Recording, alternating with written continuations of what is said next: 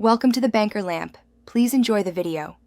In this video, I will explain how to replace a Ford Ranger rear wheel bearing. Before you begin, gather all necessary tools and parts. You will need basic hand tools like a socket set, a torque wrench, and a hammer. Specialized tools include a slide hammer puller and a bearing press kit. Always prioritize safety by using a sturdy jack and 2 reliable jack stands. Ensure you have new wheel bearings and seals ready for installation. Now, let's begin the removal process. First, safely lift your Ford Ranger using a jack and secure it with jack stands. Remove the rear wheel and then drain the differential fluid into a suitable container. Next, unbolt and carefully remove the differential cover.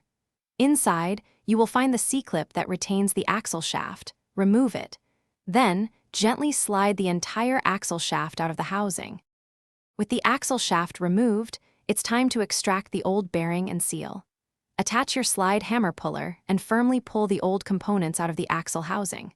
Thoroughly clean the inside of the housing, removing any debris or old grease.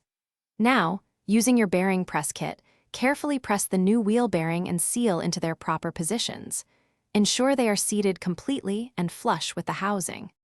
For reassembly, carefully slide the axle shaft back into the housing and secure it with the C-clip. Reinstall the differential cover, using a new gasket and tightening the bolts evenly. Refill the differential with the manufacturer-recommended amount and type of gear oil, typically around 2 to 3 quarts. Finally, reinstall the wheel, lower the vehicle, and torque all lug nuts. Perform a short test drive to confirm everything operates smoothly. Thanks for watching. If this was helpful, leave a like and consider subscribing. See you next time.